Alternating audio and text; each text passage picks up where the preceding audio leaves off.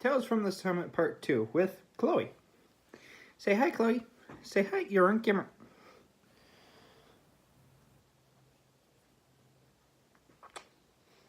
What are you doing? Huh? What are you doing?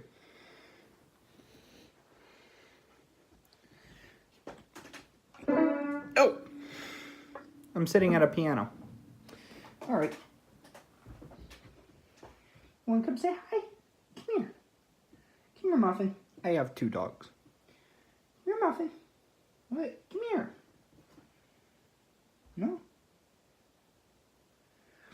I missed my dogs very much at the summit. That's one con of being there. You don't get any contact with animals. Except for wild animals, but they don't count. So, alright. Number 2. I'm a minute in and I haven't even started the video yet. So, oh my. Oh my, let me put my glasses on. They need adjusted horribly. Oh my, that's better. So,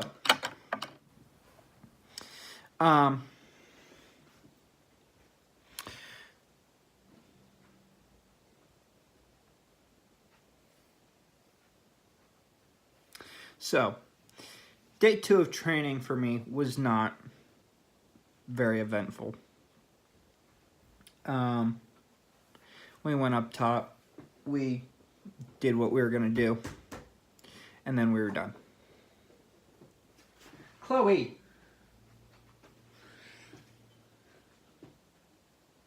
Come here. She still chews on everything, so she's gotta sit with me. So, she's so cute. You're so cute. So, I was,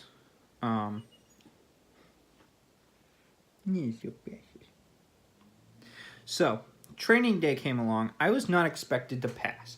I was expected to give a good faith effort and be done. All right? So, I show up. I take the written test. I pass. All right. Awesome. But that's only half the battle. So I tied the knots. And I passed. One of them I had a bit of difficulty with, but I got it.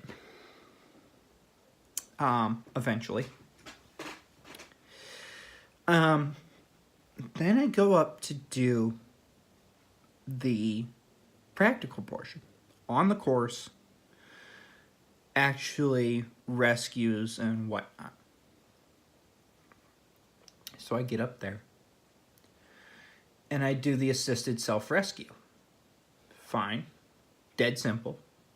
I had done it the day before. Fine. Then, the next day, not the next day, that same day, I do my midline lower. And I fail. Over time, I forgot something. I can't remember what I forgot. So I failed. Fine. So I try it again. You're allowed 2 tries, then you fail. Completely. So the second one, I did perfectly. So, until that time this year, I am certified to do all of it. Run a course, essentially. With a properly certified manager supervising me. But, yeah, I'm allowed to run a course. So, then, so everything's fine. It's pretty uneventful for the most part. And then,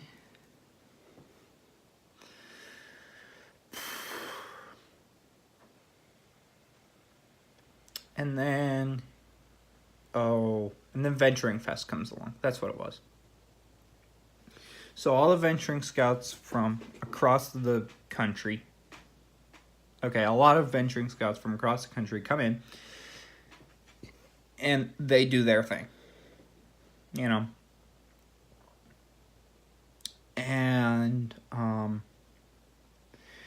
working the course most of that week. Now, I'm a climbing instructor. That is my job description. Everything up until now I've told you about has been a ropes course. That was not my primary job description, but I spent a week training for it. Okay, that's weird, but we can figure it out.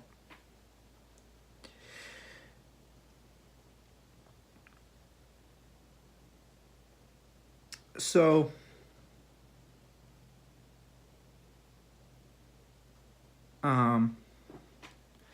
so I work at the Rocks one day, pretty uneventful. I learned how to climb. Let's backtrack a little bit.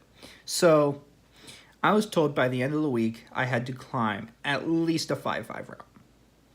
Easiest route there is a 5-5. Because I'm a climbing instructor. So I'm supposed to be able to climb a 5-7. Well, I had never climbed a day in my life. So I climbed a 5-5. So I try to climb it. And shout out to so there was 2 Nates on the climbing team.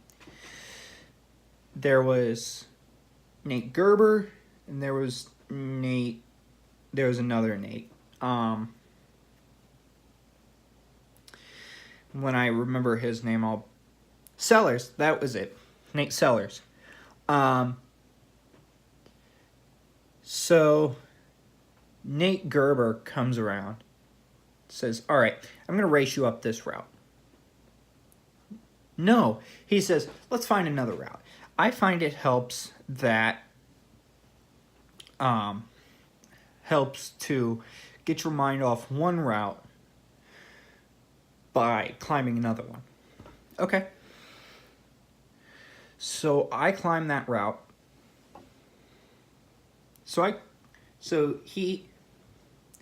Mind you, we're camp staff. We're not scouts. So we're allowed to talk about things that normal scouts aren't. And if I caught normal scouts talking like this, I would reprimand them. I would. With that disclaimer out of the way, we go to another route. I think it was Reach for the Stars. And I start climbing it. And Nate tells me I have a brother who's in Scotland right now. If you can get that for your 21st birthday. Now, at this point, I was all Irish. I've found out since that I'm more Scottish than Irish. But that's a different story. I have a brother in Scotland, and I'll ask him to bring home some Guinness for you when he comes back, and I'll mail it to you on your 21st birthday. All right, sounds like a good deal. On one condition, that you beat me up this route. Okay, sounds like a deal. So I climbed the route. I beat him to the top. On a technicality. Actually, it was fair and square. I beat him to the highest point I could get to. I beat him to the crux, essentially. And he's like, all right, I owe you a Guinness on your 21st. So we get back to the pavilion. This is before scouts even think about showing up. And he gets there, or we're sitting in the pavilion just BSing at the end of the day. And he said, "Yeah, I have a brother from Scotland, so I'll have him bring him over a case of Guinness from Scotland." Like, what? Isn't Guinness Scottish? No, Nate. Guinness is Irish. Oh.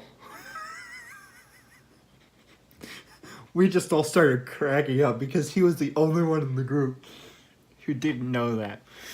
And to this day, me and Nate are still good friends.